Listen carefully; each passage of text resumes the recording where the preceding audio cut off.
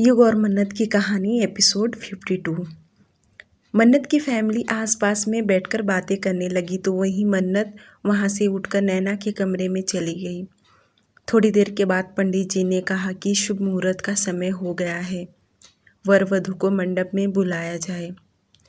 पंडित जी ने कहा ही था कि अभय रेहान को अपने साथ गार्डन एरिया में लेकर आया। रेहान को आता देख पंडित जी ने कहा कि वधू को भी बुलाया जाए। उत्तम जी ने सुरेखा जी से कहा वह जाकर देखे कि नैना तैयार हो गई है कि नहीं।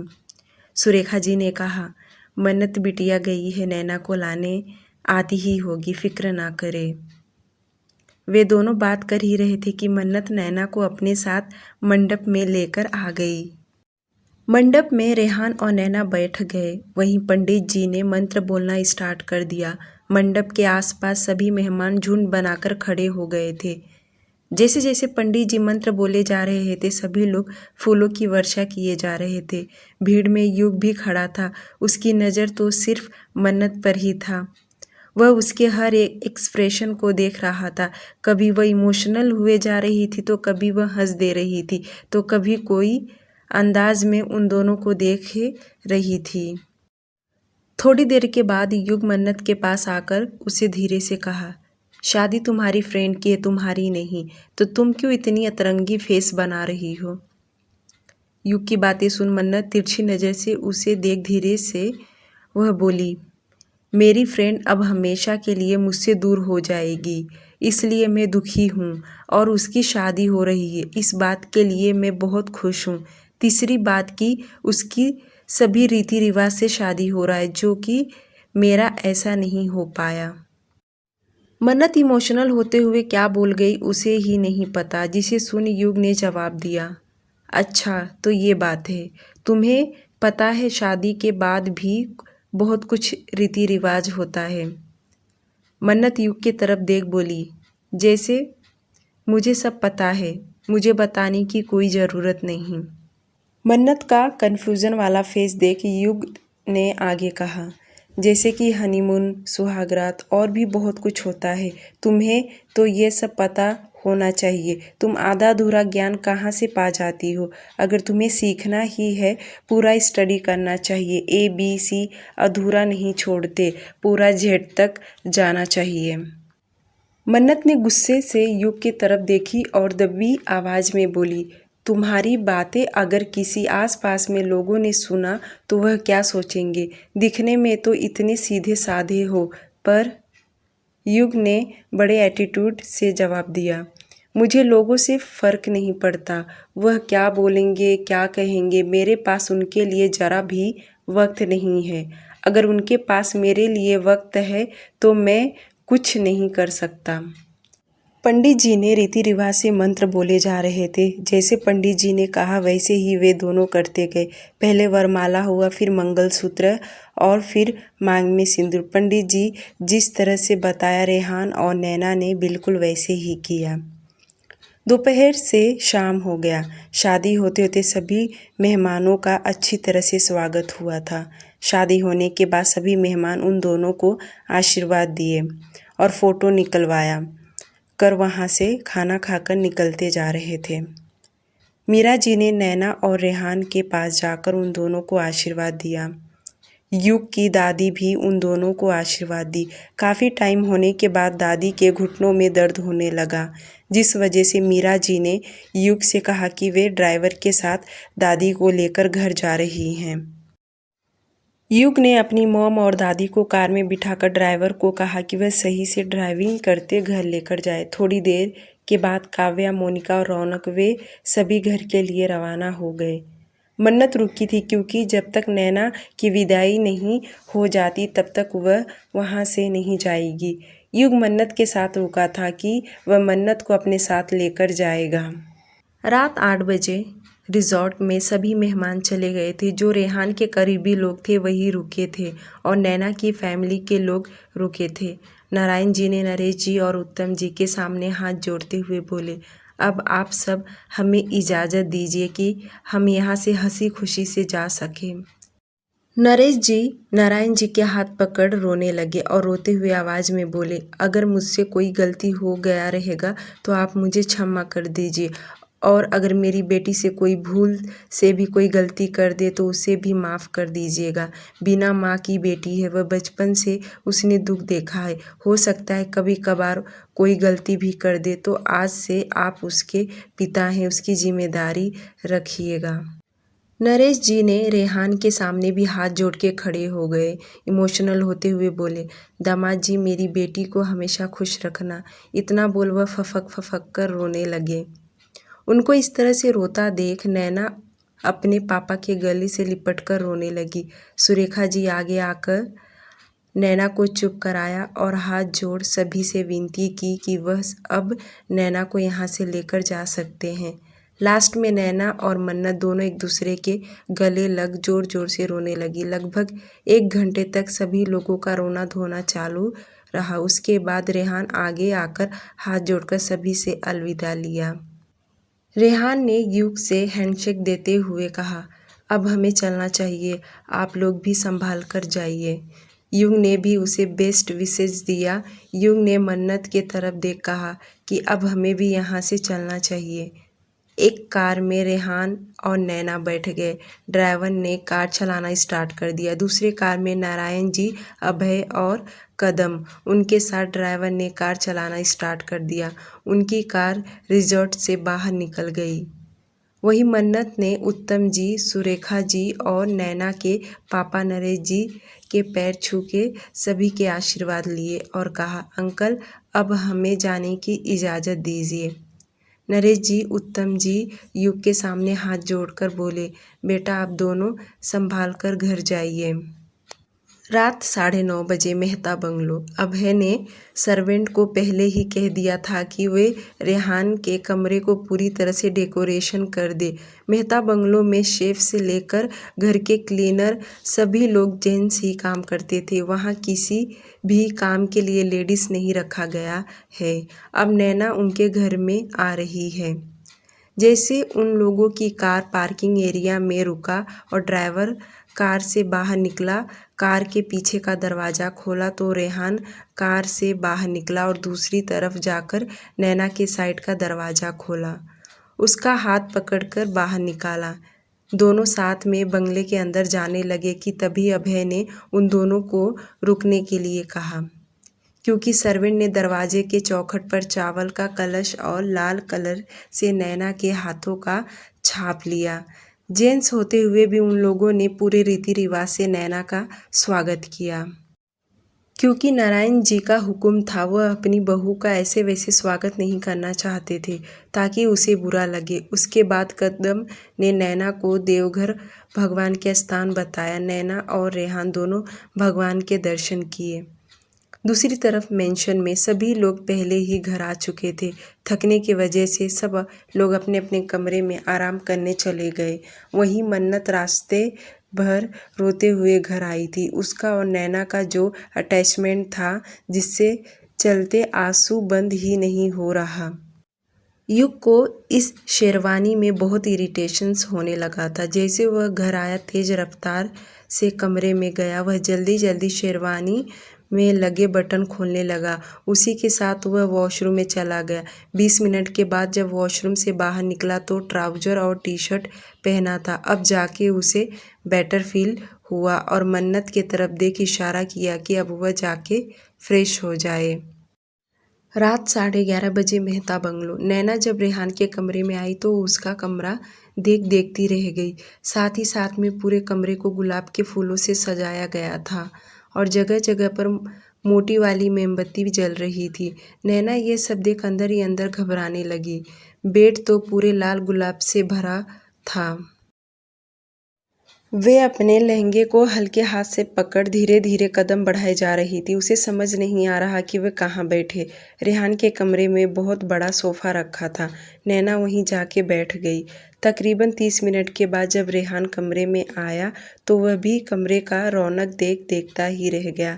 उसे महसूस हुआ कि उसके कमरे में कोई और भी है, उसकी वाइफ। अभी तक उसके बंगले में कोई महिला नहीं आया करती, आज उसके कमरे में लड़की है। नैना भी रेहान की तरफ देख ही रही थी और रेहान को देख वह सोफे से उठ खड़ी हो गई। इस वक्त दोनों की नज़रें आपस में टकरा गया। रेहान अपने हाथ में मोबाइल लिए नैना के सामने आकर खड़ा हुआ। वह सोच रहा था कि वह नैना के साथ क्या बातें करे, पर कुछ सोचते हुए कहा, तुम यहाँ क्यों बैठी हो? नैना अपने दोनों हाथ आपस में उलझाते हुए संकोच करते हुए बोली, वह मैं सोच। नैना के मुंह से टूटे फूटे शब्द सुन रेहान ने कहा, तुम बेड पर सो जाओ। देखो, मेरे डैड कभी भी ऊपर नहीं आ सकते और मेरा दोस्त कल यहाँ से चला जाएगा, तो मैं दूसरे कमरे में सोने चला जाऊँगा। तुम यहाँ आराम से सो सकती हो। रेहान की बातें नैना गौर से सुन रही थी। उसे समझ नहीं आ रहा कि उसके बातों का वह क्या ही जवाब दे कि रेहान ने आगे बोलना जारी रखा। मुझे लगता है हमारे रिश्ते को टाइम देना चाहिए। हमें पहले एक दूसरे को समझना चाहिए। पहले हमें दोस्त बनना चाहिए ताकि एक दूसरे को अच्छे से समझ सकें। रेहान की इतनी बातें सुन नैना के चेहरे पर हल्की स्माइल आ गया। उसने रेहान से यह सब एक्सपेक्ट नहीं की थी, पर उसके मुंह से यह सब सुन उसे बहुत अच्छा लगा। नैना ने मुस्कुराते हुए हाँ में सिर हिलाई और धीरे से बोली, आप सही कह रहे हैं सर। नैना के मुंह से सर शब्द सुन रेहान हंस पड़ा और मुस्कुराते कहा, 3 दिनों से मैं सर शब्द किसी के मुंह से सुना नहीं हूँ। तुम्हारे मुंह से सुनकर ऐसा लग रहा है कि मैं इस वक्त ऑफिस में खड़ा हूँ और तुम मुझे सर मत बुलाया करो। तुम मुझे रेहान कह सकती हो। आज और कुछ घंटे पहले हमारी शादी हो चुका है। तुम ऐसे सबके सामने मुझे सर सर कहोगी तो डैड क्या कहेंगे? नैना ने तुरंत अपनी नज़रें नीचे कर ली और संकोच करते हुए बोली, सॉरी सर, मैं ट्राई कर रही हूँ पर मुझसे हो नहीं रहा। बार बार जुबान में सर ही आ रहा है। थोड़ा टाइम दो, मैं अपनी आदतें चेंज करूँगी। फिर वही बात, तुम मुझे सॉरी क्यों कह रही हो? तुम्हारी कोई गलती नहीं है और तुम्हें खुद को चेंज करने की भी कोई ज़रूरत नहीं है। तुम जैसी हो ठीक हो। रेहान की यह साइड देख नैना को बहुत अच्छा लग रहा था कि रेहान जो ऑफिस में दिखाता है वह बिल्कुल वैसा नहीं है। नैना ने कोई जवाब नहीं दिया, सिर्फ हाँ में सिर हिला दी। रेहान कबर्ड के पास अपने नाइट कपड़े लिए वॉशरूम में चला गया और 10-15 मिनट के बाद वह कपड़े चेंज कर बाहर आया और टेबल से अपना मोबाइल उठाते हुए कहा, अब तुम जाकर फ्रेश हो जाओ और हाँ, आराम से बेड पर सो जाना। रेहान बाथरूम से बाहर आया और आते ही वह अपना टेबल से मोबाइल हाथ में उठाया। दरवाज़ा खोल पहले आसपास देखा, कोई नहीं था। वह कमरे से बाहर निकल पास वाले कमरे में चला गया। रेहान के बाहर जाते ही नैना एक सूटकेस में से हल्के कपड़े निकाले वह आईने के सामने खड़ी हो खुद को देखने लगी। उसके नसीब में वह पहली बार इतना बड़ा घर देख रही है।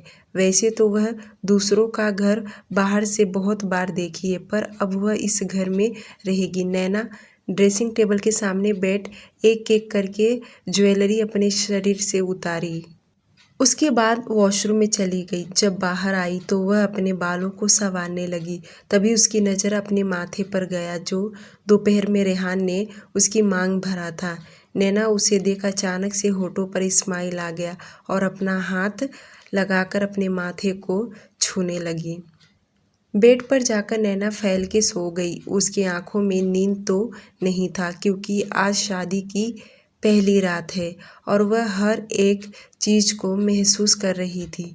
नए घर में नए बिस्तर पर नींद आना मुश्किल हो तो रहा था, पर यूं ही देखते देखते न जाने कब उसे नींद आ गया। सुबह का वक्त जब नैना की आंख खुला तो उसके सामने सोफे पर रेहान सोया था। उसे यहाँ सोता देख नैना समझ नहीं पाई आखिर रात में वह तो बाहर गया था सोने, तो कमरे में कैसे आया।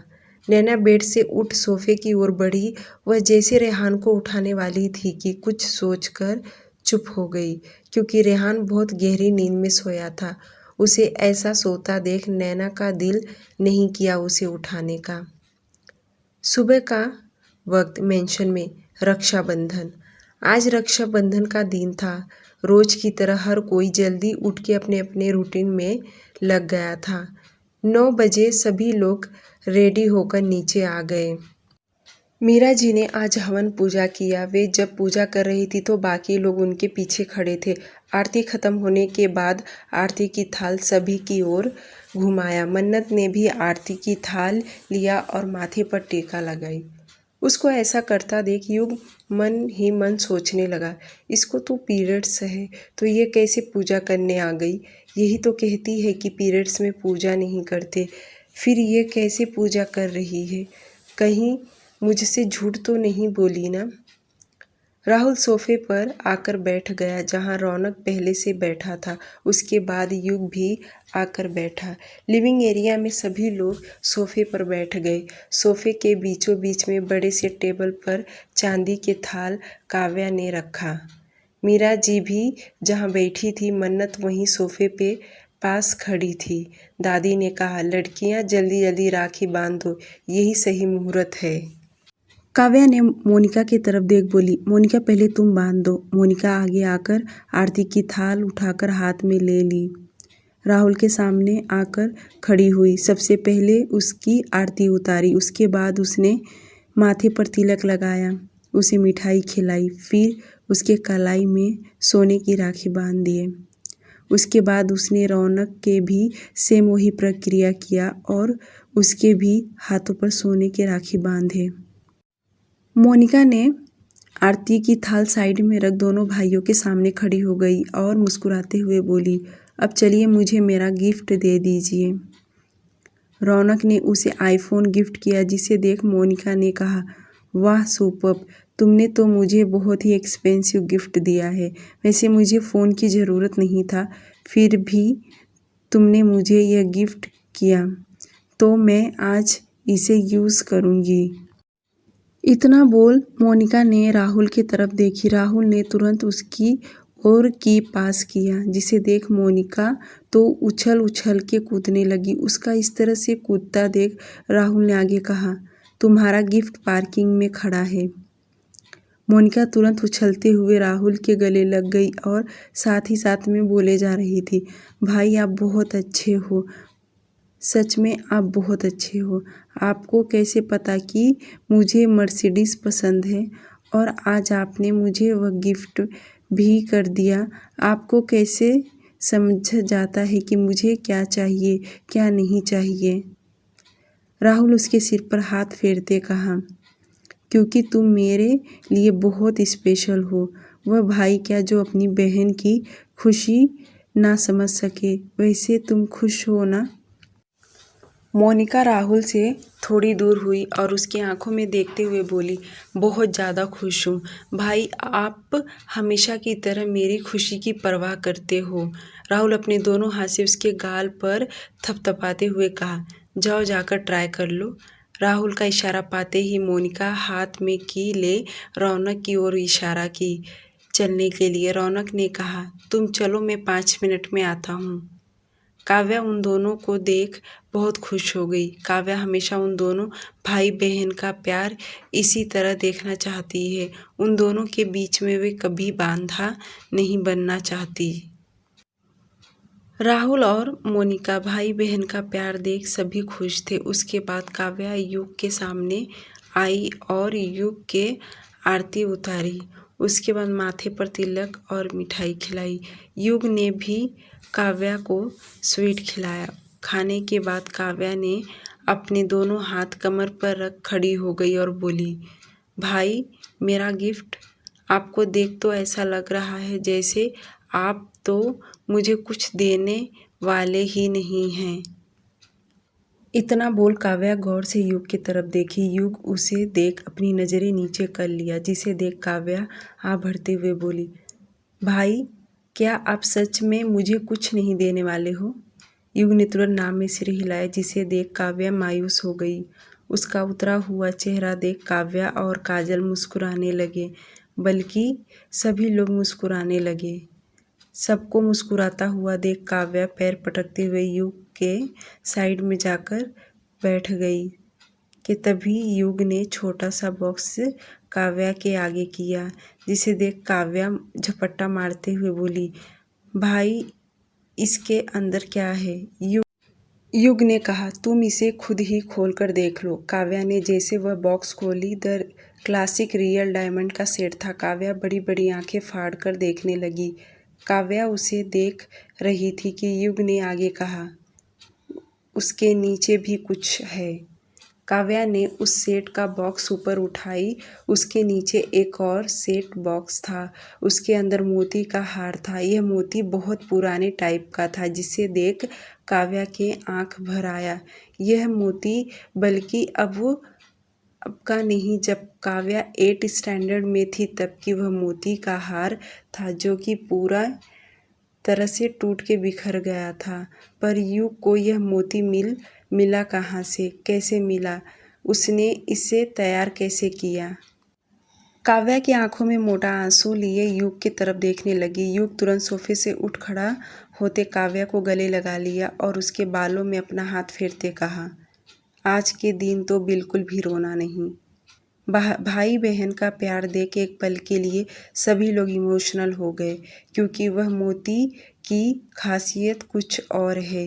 इसके बारे में कभी और हम चर्चा करेंगे। काव्या युग से अलग हुई और बोली, भाई आपने यह सब किया, आप बहुत बिजी थे और आपको यह कहाँ मिला? जिस पर युग ने कहा, सारा क्रेडिट मुझे मत दो, कुछ क्रेडिट अपने हस्बैंड के लिए भी रख दो, क्योंकि 2 दिन पहले मेरी और राहुल की इसी बात पर डिस्कशन हुआ था और राहुल ने कहा, इससे तुम्हें ज़्यादा खुशी हो जाएगी, तो हम दोनों ने मिलकर यह रेडी किया। काव्या ने आगे कहा, मुझे तो लगा था कि आप भी मुझे कोई अच्छी एक्सपेंसिव गाड़ी दोगे। युग ने अपने दोनों कंधे ऊपर करते हुए कहा, सोचा तो था मैंने, पर राहुल ने मना कर दिया कि तुम्हें गाड़ी नहीं दे सकते। राहुल ने मना किया। ये सुन काव्या राहुल की तरफ घूरते हुए बोली, क्यों, तुमने क्यों मना किया? तुम नहीं चाहते हो क्या मैं गाड़ी चलाऊं? जिस पर राहुल ने कहा, चाहता तो मैं बहुत कुछ हूँ, पर मैं तुम्हें गाड़ी नहीं चलाने दे सकता, क्योंकि रोड तुम्हारे लिए छोटा पड़ जाएगा। काव्या ने राहुल के बातें बिना समझे ही बोली, रोड कैसे छोटा पड़ जाएगा? मैं भी चल सकती हूँ, इनफैक्ट मुझे आता है कार चलाने। उसकी बातें सुन सभी लोग हंसने लगे और सबको हंसता देख काव्या नाराज होने लगी। उसको नाराज होता देख राहुल ने आगे कहा, तुम्हें कहीं ना कहीं आना जाना रहेगा तो तुम ड्राइवर के साथ चली जाना, पर मैं तुम्हें गाड़ी चलाने नहीं दे सकता, क्योंकि तुम्हें गाड़ी अच्छे से चलाने नहीं आता। तुम्हें सीखने की बहुत ज़रूरत है। अगर तुम सीख भी गई तो भी मैं तुम्हें चलाने नहीं दूंगा। काव्या कुछ कहती कि उसके पहले राहुल आगे बोलना जारी रखा, अब यह मत कहना कि मोनिका को चलाने देते हो और मुझे नहीं, क्योंकि मोनिका गाड़ी चलाने में एक्सपर्ट है। उसने कई तरह की कार की ट्रेनिंग ली है और वह मुंबई के भीड़ भाड़ में भी चला सकती है। वह मुझसे भी अच्छा ड्राइविंग करती है और तुम्हें गाड़ी देकर कोई रिस्क नहीं लेना चाहता। काव्या मायूस होकर जैसे होठ हिलाई कुछ कहने के लिए कि युग बीच में बोल पड़ा, राहुल का कहना सही है, हम तुम्हें गाड़ी नहीं दे सकते। राहुल ही क्या, बल्कि मैं भी ना ही कहूँगा और इस बात पर तुम अब बहस नहीं करोगी।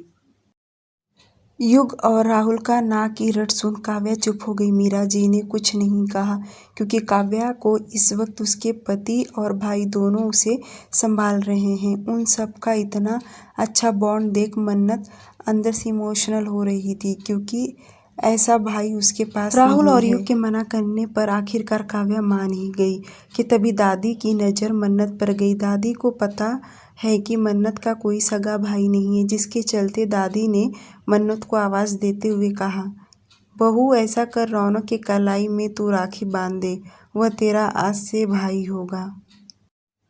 दादी का इतना कहना कि जैसे रौनक के कान में आवाज़ गया, वह सोफे से उठ खड़ा हुआ और चौंकते हुए कहा, दादी आपने क्या कहा? मन्नत मुझे राखी बांधेगी? बिल्कुल नहीं, वह मेरी बेस्ट फ्रेंड है, अभी भी हम फ्रेंड बने हैं, वह मुझे कैसे राखी बांध सकती है? उसे तो मुझे फ्रेंडशिप बैंड बांधना चाहिए, क्योंकि हम फ्रेंड्स हैं। रौनक का यह रवैया देख काव्या जोर से हंसने लगी। यहाँ तक कि मीरा जी भी हंस पड़ी। राहुल भी हंसने लगा, पर वही कोई और था जिसे बिल्कुल भी अच्छा नहीं लगा, वह युग को बिल्कुल भी अच्छा नहीं लगा कि रौनक बहन बनाने के बजाय उसे अपना बेस्ट फ्रेंड बोल रहा है। दादी ने रौनक को छड़ी दिखाते हुए आगे बोली, अरे मूर्ख बच्चा, वह शादीशुदा इस घर की बहू है, क्या फ़र्क पड़ेगा वह तेरी बहन बने या दोस्त बने, चल बंधवा ले। रौनक तुरंत रिएक्ट करते हुए बोला, सॉरी दादी, मैं बाहर जा रहा हूँ, शायद आपको नहीं पता, दोस्त और बहन में ज़मीन आसमान का फ़र्क होता है। रौनक का बार बार मन्नत को बेस्ट फ्रेंड कहना युग को खटकने लगा था। बीवी तो वह मेरी है, फिर इसे राखी बंधवाने में क्या प्रॉब्लम हो रहा, पर युग इस वक्त चुप रहने में ही भलाई समझा। वहीं रौनक वहाँ से 9-2-11 हो गया। उसके बाहर जाते ही दादी ने मुंह टेढ़ा करते हुए कहा, देखा निकम्मा कहीं का, ये आजकल के बच्चे विदेश जाकर बिगड़ैल हो गए हैं, इन्हें रिश्ते का सही मतलब ही नहीं पता। दादी का बड़बड़ सुन मीरा जी बोली, माँ आजकल के बच्चे हैं, इन्हें सिर्फ अपनी बहन ही बहन लगती है, बाकी सबको वह दोस्त बना के रखते हैं। ठीक है, अब आप जाने दीजिए, बच्चे हैं। दादी ने आगे बोलना जारी रखी, क्या होता है, वह बच्ची से राखी बंधवा लेता तो क्या उसकी कलाई कट जाता या मर्द नहीं रहता, क्या उसका बिगड़ जाता। उसका कोई अपना सगा भाई नहीं है, इसलिए मैंने कहा कि उसे बंधवा ले, उसका भी मन दुखी ना हो। तो इसमें मैंने क्या गलत कह दिया। दादी बोल ही रही थी कि एक गार्ड अंदर आया और मीरा जी के सामने सिर झुकाए कहा, बड़ी मैम, बाहर एक लड़का कांदेवली से आया हुआ है, वह कह रहा है कि उसे छोटी मैम से मिलना है। मन्नत से मिलना, ये सुन सभी लोग मन्नत की ओर देखने लगे। मन्नत भी सभी की ओर देखने लगी, आखिर उससे कौन मिलने आया है। मीरा जी ने गार्ड से कहा, कौन है, उसे अंदर भेज दो। गार्ड सिर झुकाए ही कहा, मैम कोई 14-15 साल का लड़का है, वह जिद कर रहा है कि मुझे मन्नत दीदी से मिलना है, मैंने उसे बाहर रुकने के लिए कहा है। गार्ड ने जैसे कहा कि 14-15 साल का लड़का है और कह रहा है कि मन्नत दीदी से मिलना है, यह सुन मन्नत के होठों पर स्माइल आ गया और वह तुरंत समझ गई कि वह कौन आया है। यह कोई और नहीं, कांदेवली में मन्नत के पड़ोसी सुजाता जी का लड़का सोनू था। मन्नत ने तुरंत चहकते हुए बोली, इसका मतलब हमारा सोनू आया है। मन्नत बोल ही रही थी कि मीरा जी ने गार्ड से कहा, जाओ उस बच्चे को अंदर लेकर आओ। गार्ड तुरंत बाहर गया और अपने साथ सोनू को अंदर लेकर आया। सोनू ने जैसे मन्नत को देखा कि दौड़ते हुए मन्नत के गले चिपक गया, वही मन्नत भी उसके गले लगा, उसके बालों में अपना हाथ फेरने लगी और साथ ही साथ में उसके माथे पर किस भी किए जा रही थी। सोनू मन्नत से दूर होते हुए कहा, मन्नत दीदी, मैं आपसे नाराज़ हूँ, मैं सुबह 6 बजे से आपका इंतज़ार कर रहा था, मुझे लगा आप कल रात को ही घर आओगी, पर नहीं आई आप। क्या आपको मुझे राखी नहीं बांधना था। सोनू का नाराज़ होता हुआ चेहरा देख मन्नत उसके गाल पर वापस हाथ फेरते हुए बोली, तुझे ऐसा लगता है मैं नहीं आऊँगी तुम्हें राखी बांधने। हाँ, ये सही है कि मुझे लेट हो जाता आने में, पर मैं आने ही वाली थी। पर ये बताओ, तुम यहाँ किसके साथ यहाँ आए हो। सोनू ने वापस कहा, मैं पापा के साथ आया हूँ, उनका कुछ पास में काम था, वह चले गए, जाने के टाइम वह मुझे अपने साथ लेकर जाएंगे। आपने अभी तक किसी को राखी बांधा तो नहीं ना। मन्नत ने ना में सिर हिलाते हुए बोली, नहीं पापा, मैं अभी तक किसी को नहीं राखी बांधी।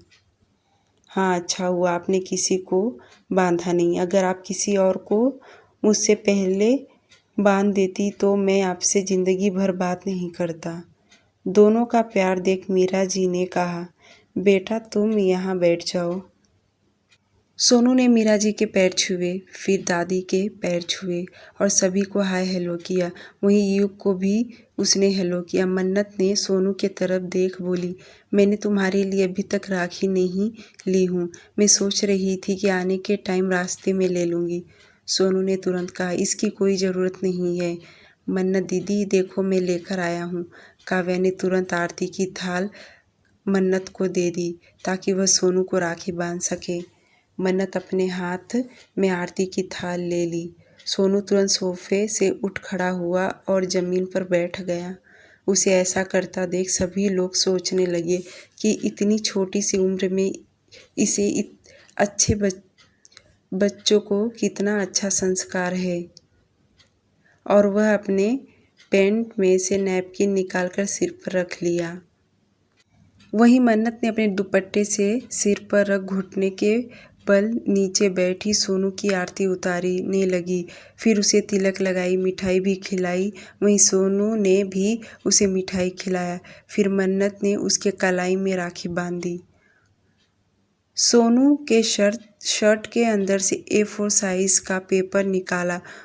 इसमें उसने अपने हाथों से मन्नत के और अपने बचपन से लेकर अभी तक का फ़ोटो उसने लगाया था, जिसे देख मन्नत की आंखें भर गया और वह देख अपना हाथ अपने मुंह पर रख इमोशनल हो गई। सोनू भी इमोशनल हो गया और दोनों एक दूसरे को टाइटली हग कर लिए। काव्या आगे आकर मन्नत के हाथ से वह पेपर ली और जब उसने देखी तो मन्नत और सोनू के साथ के बहुत सारे छोटे फ़ोटो लगे हुए थे, तो वह भी स्माइल करते हुए सबको देखने लगी। मॉम देखो कितना अच्छा इन दोनों का फ़ोटो बनाया है। सबने बारी बारी से उस आर्ट को देखा। जब युग के हाथ में वह पेपर आया तो वह भी गौर से देखने लगा। यह मन्नत के फ़ोटो थे जिसमें कॉलेज के ड्रेस में थी। तब सोनू और भी छोटा था और जब वह जॉब कर रही थी अपनी यूनिफॉर्म में। बहुत सारे ऐसे फ़ोटो थे डिफरेंट जिसे युग भी गौर से उस पिक्चर्स को देखने लगा। युग ने सोनू की तरफ देख कहा, क्या यह तुमने बनाया है? बहुत अच्छा बनाया है। युग के बातों का सोनू ने तुरंत जवाब दिया, हाँ जीजू मैंने 3 दिन से यही काम कर रहा हूँ, यहाँ तक कि मैं ट्यूशन भी नहीं गया। सोनू ने मन्नत के तरफ देख वापस कहा, मन्नत दीदी मैंने बहुत मेहनत करके यह बनाया सिर्फ आपके लिए, क्या आपको पसंद आया? मन्नत ने उसे वापस गले लगा ली और बोली, सोनू मेरे पास कोई शब्द नहीं है जो तुम्हें कहूँ, पसंद का कोई सवाल ही नहीं उठता, इसे अपने आप से भी ज़्यादा संभाल कर रखूँगी। मन्नत के मुंह से यह सुन सोनू तुरंत उछलते हुए कहा, सच में दीदी? सच में? मन्नत ने भी पलकें झपका दिए। राखी का समारोह खत्म होने के बाद मीरा जी ने मन्नत को कहा, मन्नत बेटा बच्चा दूर से आया है, इसे डाइनिंग टेबल पर बिठाने के लिए कहो, नाश्ता रेडी हो गया है, बिना खाए जाने मत देना। मन्नत ने भी तुरंत हाँ कहा और सोनू का हाथ पकड़ डाइनिंग टेबल के पास लेकर चली गई। अब घर में कुछ ज़्यादा ही खुशी का माहौल हो चुका था। दोपहर का वक्त, राखी का समारोह तो सुबह में ही ख़त्म हो गया था। सोनू भी अपने घर कांदेवाली चला गया और राहुल दोनों ऑफिस के लिए निकल गए। मीरा जी ने आज घर में सुख समृद्धि के लिए बाहर पूजा रखवाया था। वे सभी लोग आज पूजा करने मंदिर चले गए थे। लगभग यह पूजा 2-3 घंटे तक चलता रहा।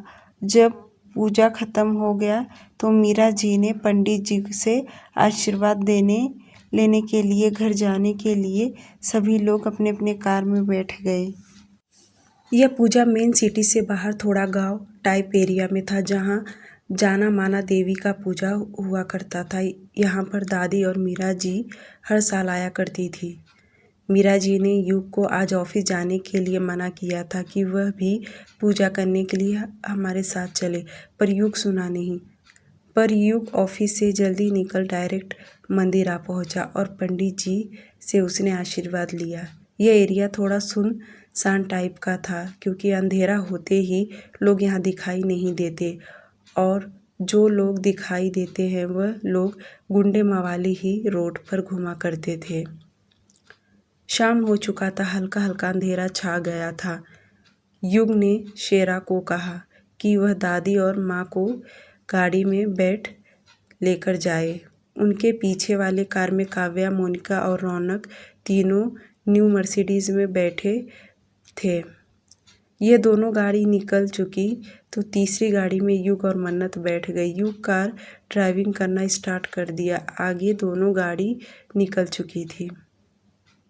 मन्नत बार बार युग के तरफ देख रही थी, जो कि युग ने महसूस कर लिया कि मन्नत उससे कुछ कहना चाह रही है पर बोल नहीं पा रही, जिसे युग अपने कार चलाने पर ही फोकस दे रहा था और बिना मन्नत के तरफ देख कहा, क्या तुम्हें मुझसे कुछ कहना है? मन्नत ने तुरंत हाँ में सिर हिलाते हुए बोली, मुझे वॉशरूम जाना है। जिसे सुन युग तुरंत मन्नत के तरफ देखा और 1 मिनट उसे देखता ही रह गया। फिर गाड़ी चलाने पर फोकस दे आगे कहा, तुम्हें आसपास कुछ दिखाई दे रहा है जो मैं गाड़ी रोक सकूं? मन्नत कार में बैठे ही बाहर की ओर देखे जा रही थी और फिर युग की तरफ देख बोली, हाँ दिखाई तो कुछ नहीं दे रहा पर मुझे बहुत ज़्यादा प्रेशर आया हुआ है। युग ने थोड़ा शॉर्टकट रास्ता अपना लिया ताकि आसपास में कोई होटल दिखाई दे ताकि वह मन्नत को वॉशरूम ले जाए। यूं ही 10 मिनट उनकी गाड़ी दूसरे ट्रैक पर जाने लगी। अब काफ़ी अंधेरा हो चुका था, जो कि युग के कार से रोड की रोशनी दिखाई दे रहा था। 10 मिनट और गाड़ी चलने के बाद सामने उन्हें एक छोटा सा ढाबा दिखाई दिया। ढाबे के सामने लाइट जल रहा था। ढाबे पर गिने चुने 8 से 10 लोग ही थे। शायद अब ढाबा बंद करने का टाइम हो चुका था और यह 8-10 लोग सिर्फ आदमी लोग ही थे। युग ढाबा देखकर कार रोक दिया और मन्नत की तरफ देख कहा, क्या तुम्हारा पीरियड्स चालू है? मन्नत ने युग से 3 दिन पहले ही झूठ बोली थी कि उसका पीरियड्स चालू है, पर उसे आज याद नहीं। उसने तुरंत ना में सिर हिला दी। युग ने तुरंत कहा, तो फिर तुमने मुझसे झूठ क्यों कहा उस दिन होटल में कि तुम्हारा पीरियड्स चालू है? जिसे सुन मन्नत तुरंत घबरा गई कि क्योंकि उसकी चोरी युग ने पकड़ लिया। अब मन्नत भी युग के साथ रह रह के चालाक हो गई है, इसलिए उसने बात पलटते हुए बोली, आज मेरा लास्ट डेट है, मेरा पीरियड्स ख़त्म हो गया है। युग ने वापस पूछा, तुम्हारा पीरियड्स कितने दिन रहता है? मन्नत ने अपना हाथ ऊपर करते हुए 5 उंगलियां का इशारा करते हुए बोली, टोटल 5 दिन रहता है। जिसे सुन युग ने कुछ कहा नहीं और कार से बाहर निकला और कार के दूसरे साइड से मन्नत भी बाहर निकली। इतना बड़ा कार ढाबे पर आकर रुकी कि ढाबे पर जितने लोग थे वह सभी उन्हें दोनों को देखने लगे, क्योंकि इतनी सुंदर कार पहली बार उनके ढाबे पर आया है। यहाँ 2 व्हीलर साइकिल वाले ही आया करते हैं या कभी कभार ट्रक वाले आ जाया करते हैं। वह ढाबे के सभी लोग युग और मन्नत के तरफ ही देख रहे थे। वहीं युग मन्नत को अपने साथ ढाबे के अंदर लेकर आया। उसमें से एक आदमी ने आगे आकर पूछा, साहब बताइए मैं आपकी क्या सेवा करूं? युग ने उस आदमी से कहा, क्या यहाँ बाथरूम है? इतना सुन आदमी कभी मन्नत को तो कभी युग को देख रहा था। उन दोनों को देख वहाँ के सभी लोग समझ गए कि ये बड़े घर के लोग हैं और उनके साथ और कोई नहीं है। वह आदमी ने अपनी उंगली से इशारा किया, उधर बाथरूम है। युग मन्नत का हाथ पकड़ उसी डायरेक्शन में लेकर गया जहाँ पर आदमी ने बाथरूम बताया। युग ने पहले बाथरूम का दरवाज़ा खोला और अपना मोबाइल टॉर्च लगाया, क्योंकि बाथरूम के अंदर अंधेरा था। यह बाथरूम कोई ज़्यादा अच्छा नहीं था। युग ने पहले तसल्ली कर लिया कि अंदर कोई नहीं है। मन्नत को कहा, अब जाओ तुम। मन्नत ने एक ही कदम बाथरूम के अंदर रखी होगी कि पीछे मुड़ के युग से बोली, बहुत अंधेरा है, डर लग रहा है मुझे। युग अपने मोबाइल का टॉर्च चालू ही रखा और मन्नत को देते कहा, मोबाइल अंदर लेकर जाओ, तुम्हें डरने की ज़रूरत नहीं है, मैं यही हूँ। अब ये मत कहना कि मैं भी अंदर आऊँ।